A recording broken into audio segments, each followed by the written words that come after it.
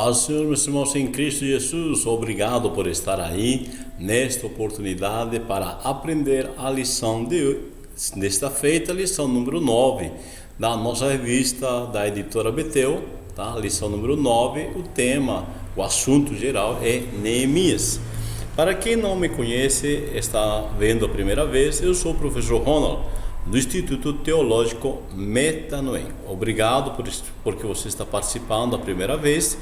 E se inscreva, por favor, em nosso canal, né? Dá uma curtida, né? Ou um like, né? Como você quer entender. E tem um sininho do lado e liga ele, tá? Dá uma clicada nele para você receber as notificações todas as vezes que for lançado a lição nova. Então aqui nós temos hoje a lição número 9, o arrependimento, o caminho para o reavivamento. E na nossa revista, né, nós temos o nosso texto áureo. Nesta feita está em Salmos 37, 27. O texto diz: aparta-te do mal e faze o bem, e terás morada para sempre. Uma coisa muito importante, muito interessante nesse texto é que não basta apartar-se do mal. É necessário imediatamente você pensar e fazer o bem. Tá? Isso é importantíssimo. Tá? Não basta as pessoas se afastarem do mundo, não basta as pessoas aceitarem Cristo. É necessário se envolver, se comprometer com a obra de Deus. Tá? Então, apartar-se do mal não é suficiente. É necessário fazer o bem. Então, terás morada para sempre. Tá? Isso em qualquer área, meu irmão. Tá?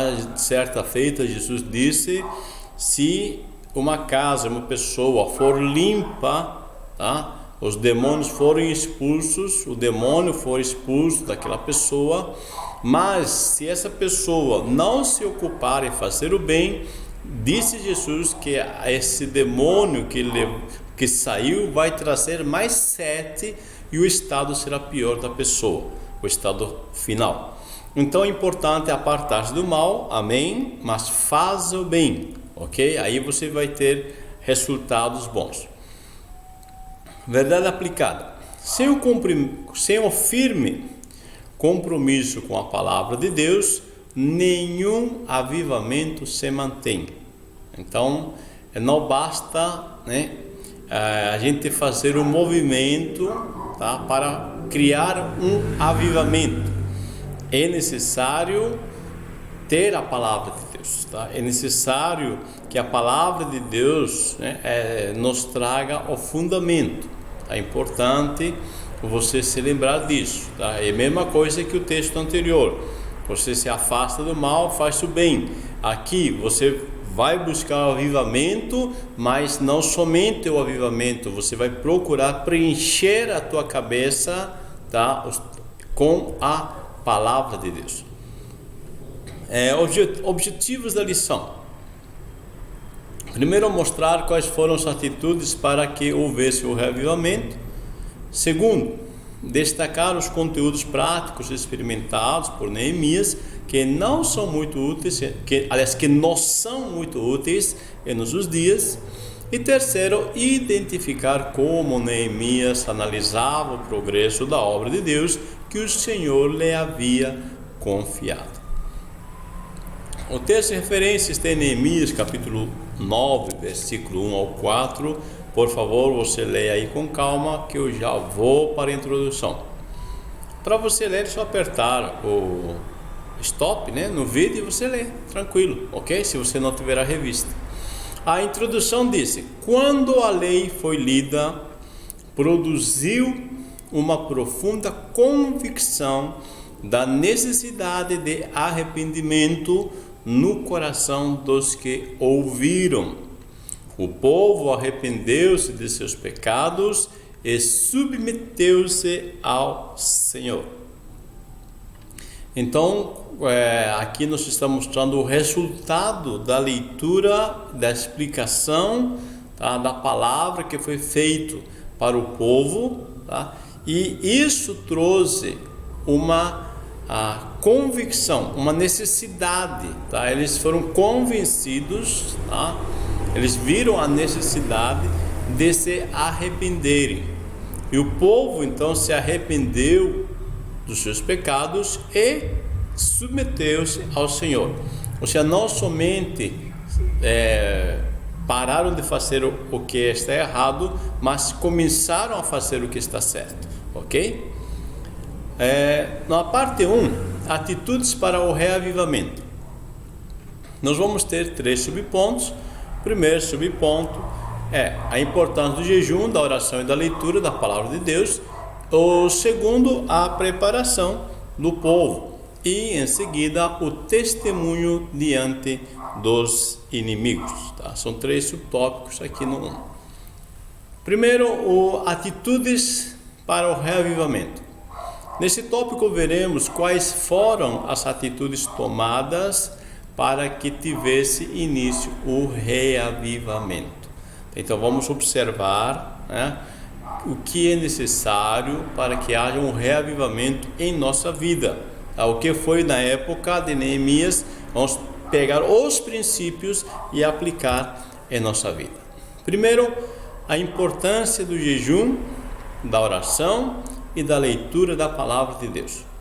A partir do anúncio da palavra, o povo foi quebrantado e com jejum e oração reconheceu e arrependeu-se dos seus pecados. E também, eles se vestiram de saco e jogavam terra sobre si, que fazia parte do ritual para demonstrar profunda aflição. Então nós queremos aqui enfatizar o anúncio da palavra. A palavra, meus irmãos, minhas irmãs, é como se fosse um espelho. Às vezes eu penso que está tudo ok, né? Tá ok, né?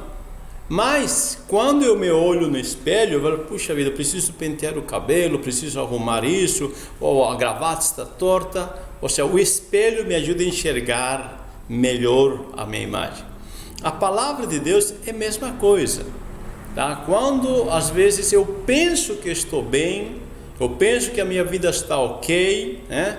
Como disse o Senhor em Apocalipse, disse que está tudo bem, né?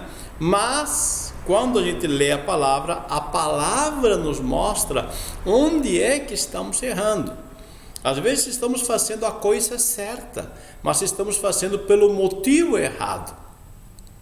Então a palavra de Deus, ela penetra até a divisão, né, dos propósitos, tá, das intenções, ela nos desvenda, tá? Então por isso é importante nos procurar ter o contato com a palavra. E quando o povo aqui tem esse contato, esta palavra mostra para eles, tá, onde é que está o problema. Ou seja, nos vem uma informação, uma verdade à nossa mente e nos faz repensar, tá, aquilo que nós achamos que está certo e vemos que está errado, tá? E isso vai trazer mudanças, tá? Aí vem a necessidade de conhecer a palavra de Deus. Então a oração de arrependimento nos livra do medo do juízo e cria em nós a maturidade para assumir a nossa responsabilidade. Veja que em Neemias capítulo 9, versículo 2, disse: os da linhagem de Israel se apartaram de todos os estranhos, puseram-se em pé e fizeram confissão dos seus pecados e das iniquidades dos seus pais. Tá? Então, eles reconhecem seus pecados. Meu amigo, meu irmão, minha irmã, tá? Importantíssimo isto. Enquanto eu não assumir os meus erros, eu não amadureço. É importante nós aprender a assumir as responsabilidades. Erramos, vamos assumir, tá?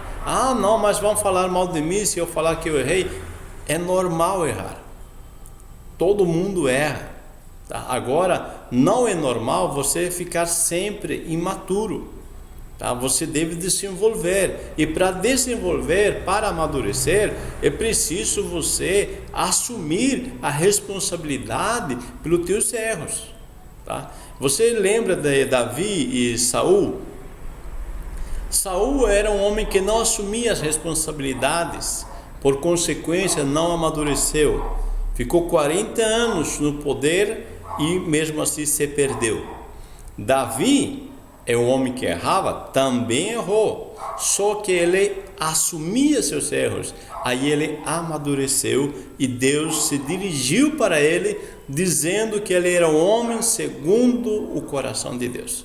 Tá? Então, aqui nos mostra algo interessante, quando nós repensamos nossos pensamentos, nossos conceitos. Tá? A palavra arrependimento é repensar os teus conceitos, as tuas verdades. Em questão do jejum, nós falamos de outra feita isto, está tocando o assunto de novo, tá? E eu quero que você preste atenção nisso. Jejuar é abster-se de alimento por um período de tempo. É igual Jesus ficou 40 dias, sem comer. Agora, o jejum demonstra o domínio sobre os nossos desejos naturais e nossa fé na palavra de Deus. Nós estamos analisando o caso de Jesus. Veja, o jejum não é uma barganha, não é um troca-troca, tá? O jejum não me purifica de pecado, cuidado com isso. O jejum não é um pagamento para que Deus me dê algo, tá? Se Deus não quer me dar algo, por mais que o jejum é até morrer, tá? Eu não vou conseguir, porque Deus não muda. Está percebendo? A Bíblia diz que Deus não muda. Então, quando nós jejuamos, não é para convencer a Deus a nos dar algo melhor em nossa vida.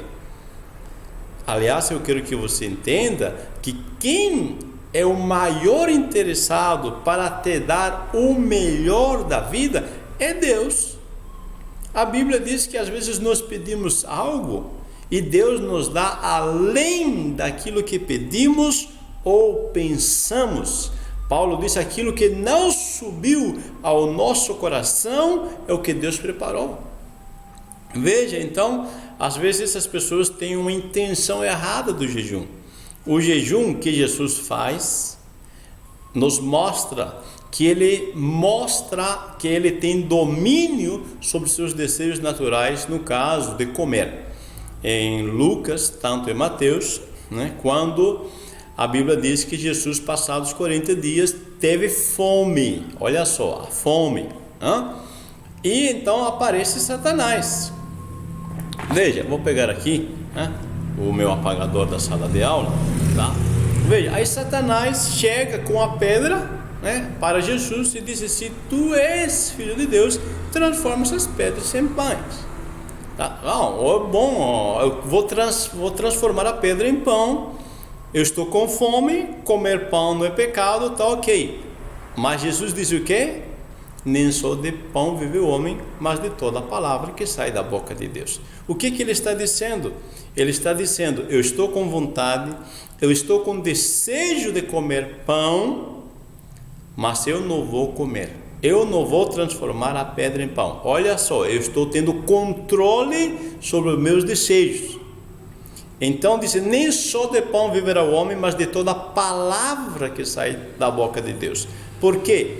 Quando Jesus está dizendo isso, ele está referindo ao Deuteronômio, no texto, tá? Você procura aí o contexto, tá? Em Deuteronômio, e é quando Deus promete que vai mandar maná todo dia 6 da manhã, ou seja, no tempo certo Deus providenciaria o pão. Não precisava Jesus fazer algo, porque Deus supriria a sua necessidade. E você vai perceber em Mateus 4:11 que, terminada a prova, disse a Bíblia que os anjos vieram e o serviram, tá? Então o jejum não é para mudar Deus, é para mudar nós, tá? É necessário que nós mudemos. Deus não muda, eu preciso mudar, tá? Eu preciso me encaixar na vontade de Deus, no desejo de Deus. Quando eu sei qual é a vontade de Deus, eu posso pedir com tranquilidade, porque 1 João 5,14 me diz que tudo que pedirmos que está segundo a sua vontade, já recebemos. Olha só que coisa linda, tá? Se eu sei que Deus tem algo para mim, me prometeu, eu vou pedir, tá? Sem forçar nada, eu vou pedir de agradecer. Por quê? Porque eu sei que Ele prometeu. Se Ele prometeu, é fiel para nos dar. Amém? Tranquilo? 1.2, a preparação do povo. A preparação do povo se deu através do ensino da palavra de Deus, ok? O povo permaneceu de pé ouvindo a palavra por 3 horas contínuas. Aqui nós vemos, né? É interessante isto, tá? Nesse contexto aqui da palavra de Deus, né? 3 horas contínuas, olha só, né? Não é pouco tempo não, né? Aí a pergunta para nós, é quanto tempo podemos ficar em contato com a palavra de Deus? Isso vai determinar o impacto que essa palavra vai provocar em nós. Havia um provérbio bem antigo, né, que diz assim, né, que dime com quem você anda e eu te direi quem você é. Ou seja, a comunhão com alguém te influencia. Mesma coisa é com Deus. A comunhão com Deus pela palavra, isso prepara nosso coração para a mudança. Isso provoca a mudança, tá bom? Então, você quer transformação? Você quer melhorar? O segredo está aí. Quanto tempo você pode ficar em contato com a palavra de Deus? 1.3, o testemunho diante dos inimigos. Naquele momento, Israel era inferior numericamente em relação aos seus inimigos. Contudo, na leitura bíblica, trouxe lembrança das promessas de Deus e fez renascer a fé. É tão gostoso quando nós começamos a ler a palavra de Deus e vemos aquilo que Deus já fez. Como Deus tem cumprido todas as suas promessas, como Deus tem sido fiel com Abraão, com Isaac, com Jacó, e Deus tem sido fiel com Davi, Deus tem sido fiel com todos os heróis da fé, e você vê que Deus é fiel. Isso vai fortificar a tua fé. Ao ler, vemos então que Deus sempre foi fiel em cumprir sua palavra. Se Deus foi fiel com todos os homens, né, da história aí dos heróis da fé, que se atreveram a crer nele, e a história nos mostra que sempre Deus foi fiel com todos eles, será que não vai ser fiel com você? Pensa, será que Deus vai fazer acepção de pessoas? Então isso aqui é importante, que nos traz uma edificação. Eu vou ler a palavra procurando, tá, ver como Deus é fiel, e aí eu vou fortalecer a minha fé. 3, oração, aliás 2, né, oração pelo povo. Primeiro subtópico, o exemplo de Abraão. Obediência, o passaporte para a bênção, e uma oração verdadeira. A oração pelo povo. Os levitas nos mostram 3 importantes pontos. Primeiro, contemplação da majestade de Deus. Segundo, exaltação do seu poder. E terceiro, a descrição dos feitos em favor do seu povo. Vamos ver aqui. Neemias 9,7 disse: Tu és, ó Senhor, o Deus que escolheu Abraão. Veja como começa esse versículo. O Senhor fizera uma aliança com juramento a Abraão, e as experiências vividas pelo patriarca não estavam tão longe deles. Ou seja, se eu quero ter uma experiência com Deus, tá, e Deus está aqui, Tá? A experiência para mim não está tão longe de eu viver a mesma experiência que Abraão teve. Por isso, ler a história dos heróis da fé nos motiva, nos incentiva a buscar as mesmas experiências com Deus. Veja, vamos pensar um pouquinho mais nesta questão.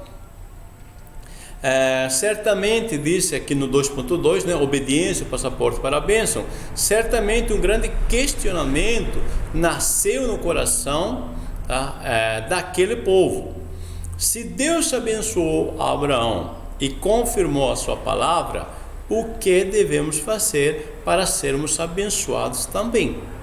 Tá, olha só, Abraão foi abençoado? Foi. O que ele fez para ser abençoado? Tá, aí eu quero saber qual foi o segredo do sucesso de Abraão.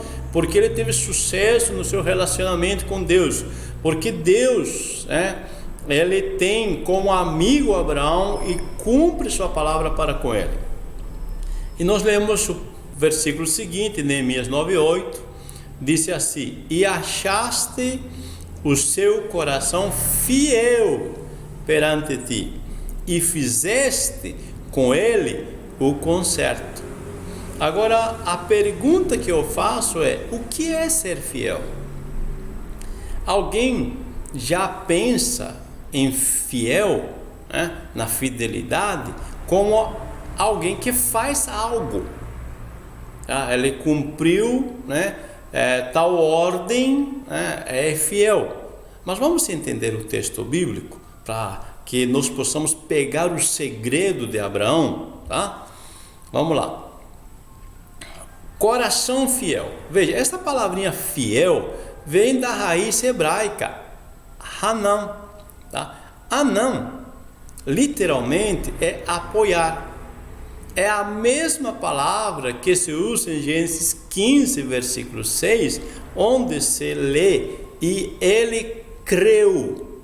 Tá? O Abraão se apoiou no Senhor. Então, quando Neemias disse: Deus achou fiel, o texto em Neemias diz, Deus achou o coração de Abraão fiel, ele está dizendo que Deus viu em Abraão, que Abraão creu no Senhor, se apoiou no Senhor.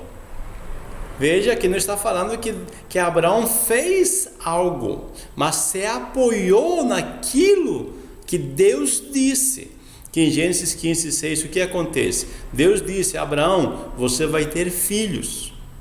E disse o texto: e Abraão creu no Senhor, naquela palavra que Deus disse. Tá? Então aqui não há um fazer, cuidado com isso. Tá? Paulo disse acerca de Abraão: se de fato Abraão foi justificado pelas obras, ele tem do que se gloriar, mas não diante de Deus. Olha o que Paulo está dizendo. Paulo está dizendo que Abraão não fez nenhuma obra para ele merecer, tá, esse título de fiel. Tá? Perceba que a questão não é em si a obediência, mas a razão que levou ele à obediência. Tá? Isso é essência, por favor, capite isto bem. Tá? A questão não é em si fazer algo, mas a razão que nos leva a fazer. Isto que é interessante. O que diz a Escritura? Diz Paulo novamente: Abraão creu em Deus. É isso, olha só, essa crença, isso lhe foi creditado como justiça. Então Deus declara fiel a Abraão, porque Abraão creu na palavra. Tá? E isto é importantíssimo para nós. Concluímos que Deus considera fiel a Abraão porque ele creu no Senhor e por crer aí obedeceu. Agora pegou, né?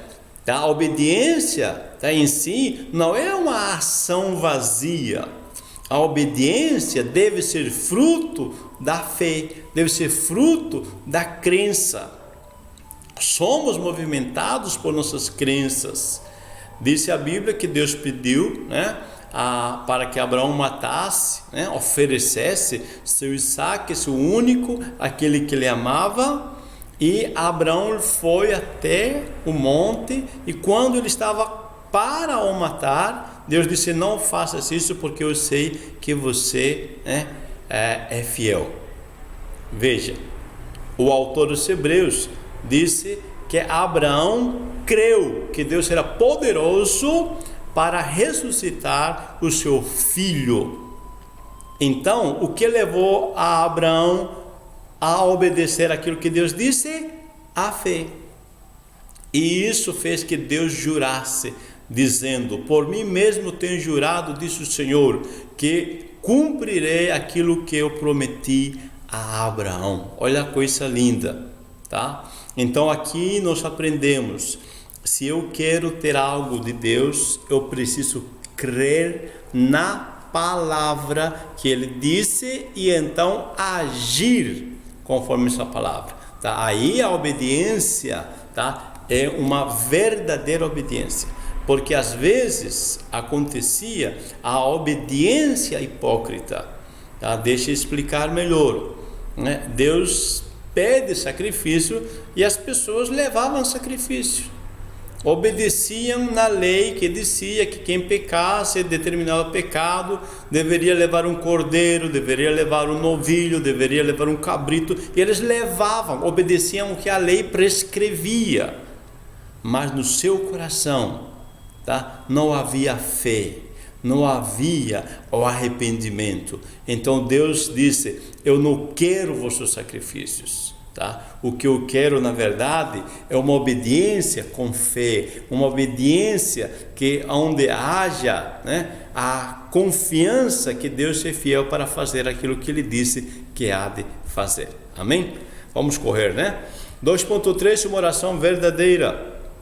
A verdadeira oração envolve adoração, louvor a Deus e gratidão, também confissão, tá? A palavra confissão é dizer o que o outro diz, depois arrependimento e pedido de perdão, em seguida súplicas, né? Pedido de favor ou graça, petições, intercessões, entre outros elementos, tá?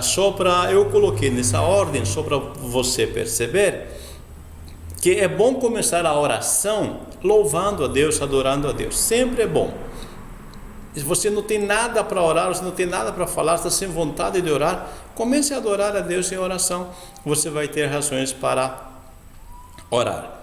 Confissão, a palavra confissão, como eu já disse, é dizer o que o outro disse, ou seja, eu vou orar o que Deus disse na palavra, tá? Isso é uma confissão positiva, porque algumas pessoas entendem confissão como se fosse só algo negativo. Tem a confissão positiva, tem a confissão, entre aspas, negativa, quando a gente confessa nossos pecados. Veja, eu vou confessar algo positivo, né? Senhor, muito obrigado, porque está escrito em Efésios capítulo 1, né, que eu estou em Cristo Jesus assentado à destra de Deus, tá? Em Cristo Jesus, então é uma confissão, isso é uma verdade, tá? Você também, Efésios 2, também vai dizer a mesma coisa, tá? Isso é uma confissão positiva. Alguma confissão negativa é quando eu peco e digo: Senhor, está escrito que isso é pecado, eu pequei, então eu confesso que realmente eu reconheço que isso é pecado, tá? Então isso é uma confissão também. Aí tem um arrependimento diante do contexto, tá? Eu penso, repenso as minhas intenções, os meus feitos. Se eu errei, vou refazer isso, tá? Eu vou parar de fazer aquilo que eu estava fazendo de forma errada. E súplicas, na oração, quando nós pedimos a graça de Deus para se manifestar, isso é uma súplica, tá? Um pedido, né, petições é pedir aquilo que você precisa, e intercessão, orar também pelos outros. Para frente, o 3, né? O povo e o firme concerto, admoestando-os quanto à desobediência, depois revelar os empecilhos para a renovação e aplicar aos nossos dias. O povo e o firme conserto. O momento que o povo passa na presença de Deus, lhes faz refletir sobre a fraqueza do ser humano em cumprir a vontade de Deus e sobre a fidelidade de Deus cumprir as suas promessas.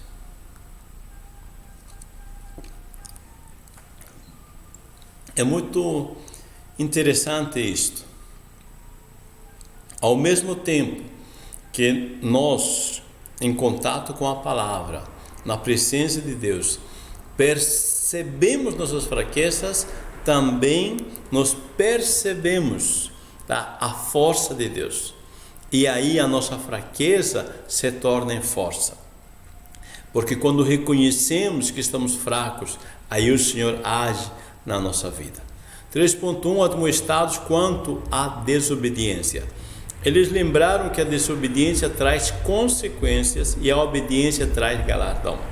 Aqueles que não aprendem as lições da história são condenados a repeti-las sempre. O autor Barber nos diz isso. Então, quando nós olhamos a história e vemos onde esteve o problema da desobediência, e eu vou me afastar deste ponto, tá? Aí eu estou aprendendo com a história. Ler a história por ler não compensa, eu tenho que ler procurando aprender. Paulo nos diz isso em Romanos 15, versículo 4. Porque tudo que dantes foi escrito para o nosso ensino foi escrito. 3.2 revelar os empecilhos para a renovação. Infelizmente, a conquista da terra prometida nunca foi satisfatoriamente completa, porque falharam em acreditar nas promessas do Senhor Deus e em obedecê-lo. Tá? Então, quando eu creio, aí eu vou obedecer conforme o Senhor requer. Eu coloquei aí uma imagem, tá, de Adão e Eva, quando eles saem, né, do paraíso, tá? Por quê? Por que eles saíram do paraíso? Porque eles não creram no que Deus disse. Eles creram no que Satanás disse. Deus disse: não coma que tu morre, você vai ser separado de mim. Mas eles creram que Satanás disse que comeriam, tá? E não seriam, né? No caso, nós não separariam, tá? E a Bíblia diz, né, que lamentavelmente, né, por crer em Satanás, eles saíram da presença de Deus, tá? E sempre vai ser assim: ou eu creio em Deus, tá? Eu vivo na presença dele, desfrutando o melhor dele, o paraíso dele, ou eu desacredito de Deus e vou sair, ou vou parar de desfrutar o melhor. Se não crermos em Deus, perderemos o melhor que Ele tem para nós. 3.3, vamos lá, aplicar aos nossos dias. Mais uma vez, então, vendo aqui, ao examinar a história, podemos aprender com a vida de piedade, como com a impiedade dos que passaram. Então, na história, né, as pessoas, na história bíblica, vamos ver Davi. Davi teve algum momento de vida piedosa, sim, mas também teve um momento de vida impiedosa, tá? Então, por que ele errou? Que problemas ele teve com o erro? Que consequências teve? Tá? Se eu aprendo isso, eu vou acabar, tá, me afastando do erro e começar a praticar o que é bom. Então, isso serve para mim, né? Para minha pessoa. Devido à compaixão de Deus e por intermédio do arrependimento, a esperança sempre pode ser revivida. Aleluia, né? Então isso aqui é para nós aplicar. Se eu aprender, tá, com os erros dos outros, eu não preciso errar. Se eu aprendo como eles venceram, como eles tiveram sucesso, né, e eu vou alcançar também o sucesso, ok? Então Deus te abençoe, meu irmão, minha irmã, muito obrigado por participar. Nós chegamos à conclusão, nós vemos que a oração dos levitas mostra esperança para o futuro. Nossos pedidos também devem ser embasados no caráter imutável de Deus, ou seja, naquilo que prometeu, que Ele é fiel. E devemos perseverar em oração, chegando com confiança ao trono da graça. Eu errei aí, né? É ao trono, tá? Ao trono da graça. Ok? Deus te abençoe então, persevera, tá? Se Deus prometeu, confia, porque Ele é fiel para cumprir, tá? Nunca, Martinho Lutero, ele disse assim, nunca Deus não cumpriu uma promessa, por isso não há razão para não crer nele. Satanás, ao contrário, sempre promete e não cumpre. Então creia em Deus, tá? Ele tem bênçãos para você. Nós, nesta oportunidade, mostramos quais foram as atitudes para que houvesse reavivamento. Depois destacamos os conteúdos práticos experimentados por Neemias, que nos são muito úteis em nossos dias, e identificamos como Neemias analisava o progresso da obra de Deus que o Senhor lhe havia confiado. Amém? Deus te abençoe, meu irmão, minha irmã, e que você tenha uma excelente escola bíblica dominical. Obrigado, a paz do Senhor.